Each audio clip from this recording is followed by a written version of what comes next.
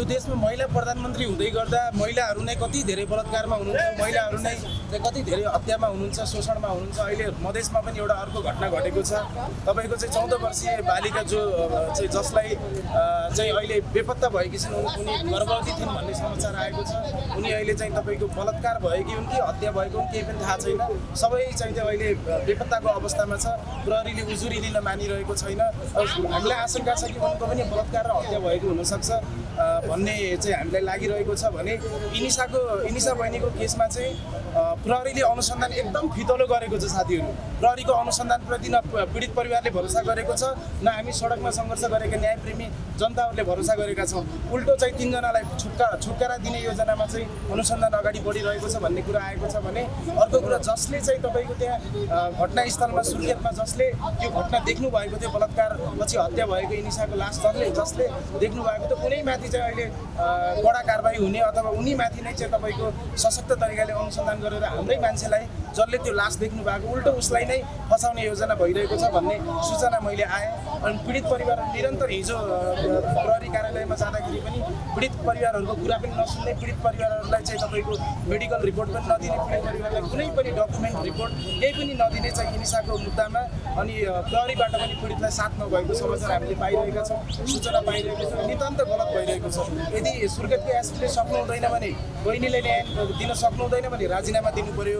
होइन भने त्यहाँ चाहिँ एसपीलाई चाहिँ त्यहाँबाट निलम्बन गरेर अर्को चाहिँ तपाईँको सशक्त छानबिन टिम बनाएर अगाडि बढ्नुपर्ने जस्तो देखियो। आज 16-17 दिन हुनसम्म पनि किन न्याय मर्यो त? खै त न्याय कहिले पाउने न्याय? खै त अनुसन्धान? अझै 10-15 दिन लाग्छ भने मैले निरन्तर एसपीसँग कुरा गर्दाखेरि 10 दिनभन्दा बेसी लाग्छ डिएनएको रिपोर्ट आउन भनेर भनिराख्नु भएको छ।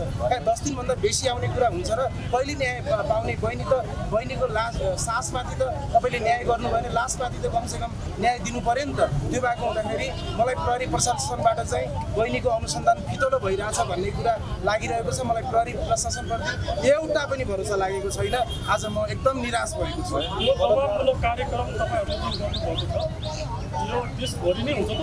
न्याय नपाएको लगभग देशभरि नै जब हामीले मुद्दा उठायौँ माइतीघर मण्डलाबाट के अरे 24 गते निरन्तर देशभरि नै आवाज उठिरहेको छ र बिस्तारै आवाजहरू उठिरह्यो। तर बिचमा चाहिँ के भयो भन्दाखेरि इनिसा बिकको बलात्कार तथा हत्यालाई चाहिँ म्यानिपुलेट गर्ने चाहिँ के अरे दोषीकै पिताजी आएर लाइभमा मेरो छोरा दोषी छैन, मलाई झुन्डाइदिनुहोस्, यो गरिदिनुहोस् भनेर जनतालाई म्यानिपुलेट गर्ने। अनि इनिसा बहिनीको गल्ती नै थियो, किन गयोस् भनेर, किन प्रेम सम्बन्धमा बस्यो भनेर चाहिँ तपाईँको एक प्रकारको हाम्रै बहिनीलाई आक्रमण गर्ने, पीडितलाई नै आक्रमण गर्ने, हत्या भएकी बहिनीलाई नै आक्रमण गर्ने जुन प्रकारको गतिविधि भयो, यसले चाहिँ हामीलाई एकदम दुखी बनाएको छ। बिस्तारै चाहिँ मिडिया पत्रकारहरूमा पनि अलिकता इनिसा बहिनीको केस चाहिँ अलिकता अहिले बिचको समयमा अलि मत्थर भएको हो कि भन्ने लागिरहेको छ।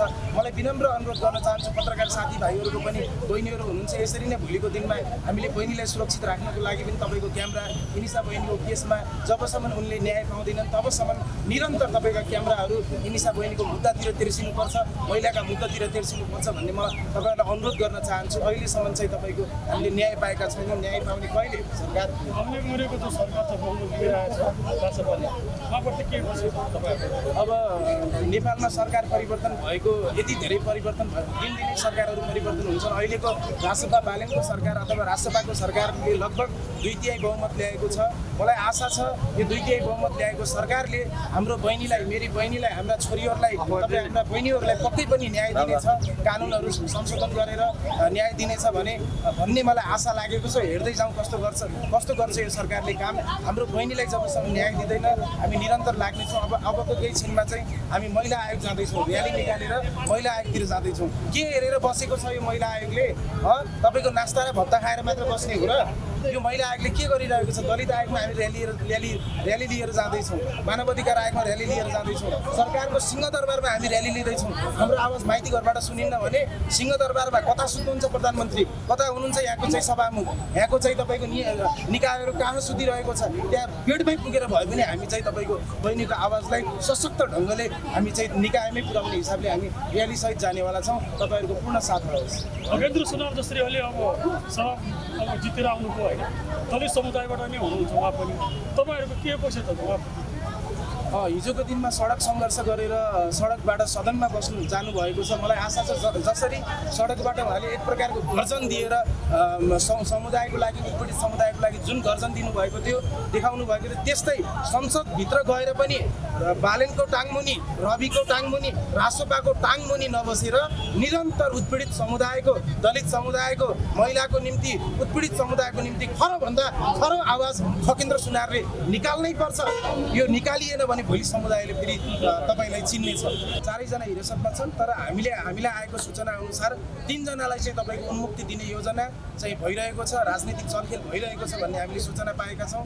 यहाँ हिजो पीडितको दाइ यतै हुनुहुन्थ्यो, त्यहाँ चाहिँ त्यो सूचना उहाँले पाइसकेपछि पीडितको दाइ सुर्खेत गएर एसपीसँग बस्दाखेरि एसपीले चाहिँ तपाईँको गफै गरेर भुलाउँछ, पीडितको कुरा सुन्दैन।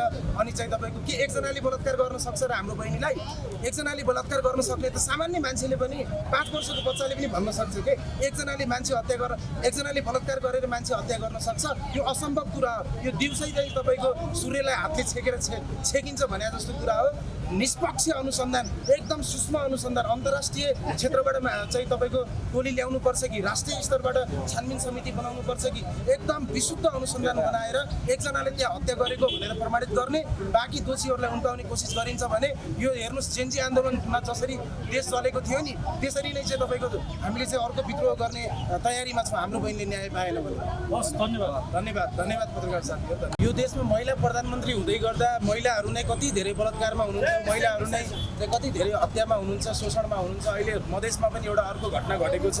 तपाईँको चाहिँ 14 वर्षीय बालिका जो चाहिँ जसलाई चाहिँ अहिले बेपत्ता भएकी छिन्, उनी गर्भवती थिइन् भन्ने समाचार आएको छ। उनी अहिले चाहिँ तपाईँको बलात्कार भएकी हुन् कि हत्या भएको हुन् केही पनि थाहा छैन। सबै चाहिँ त्यो अहिले बेपत्ताको अवस्थामा छ। प्रहरीले उजुरी लिन मानिरहेको छैन। हामीलाई आशंका छ कि उनको पनि बलात्कार र हत्या भएको हुनसक्छ भन्ने चाहिँ हामीलाई लागिरहेको छ। भने इनिसा बहिनीको केसमा चाहिँ प्रहरीले अनुसन्धान एकदम फितलो गरेको छ साथीहरू। प्रहरीको अनुसन्धानप्रति न पीडित परिवारले भरोसा गरेको छ, न हामी सडकमा सङ्घर्ष गरेका न्यायप्रेमी जनताहरूले भरोसा गरेका छौँ। उल्टो चाहिँ 3 जनालाई छुटकारा दिने योजनामा चाहिँ अनुसन्धान अगाडि बढिरहेको छ भन्ने कुरा आएको छ। भने अर्को कुरा जसले चाहिँ तपाईँको त्यहाँ घटनास्थलमा सुर्खेतमा जसले त्यो घटना देख्नु भएको थियो, बलात्कार पछि हत्या भएको इनिसाको लास जसले देख्नु भएको थियो, उनीमाथि चाहिँ अहिले कडा कारबाही हुने अथवा उनीमाथि नै चाहिँ तपाईँको सशक्त तरिकाले अनुसन्धान गरेर हाम्रै मान्छेलाई जसले त्यो लास देख्नु भएको उल्टो उसलाई नै फसाउने योजना भइरहेको छ भन्ने सूचना मैले आएँ। अनि पीडित परिवार निरन्तर हिजो प्रहरी कार्यालयमा जाँदाखेरि पनि पीडित परिवारहरूको कुरा पनि नसुन्ने, पीडित परिवारहरूलाई चाहिँ तपाईँको मेडिकल रिपोर्ट पनि नदिने, पीडित परिवारलाई कुनै पनि डकुमेन्ट रिपोर्ट केही पनि नदिने चाहिँ इनिसाको मुद्दामा अनि प्रहरीबाट पनि पीडितलाई साथ नभएको समाचार हामीले पाइरहेका छौँ, सूचना पाइरहेको छौँ। नितान्त गलत भइरहेको छ। यदि सुर्खेतको एसपीले सक्नु हुँदैन भने बहिनीले न्याय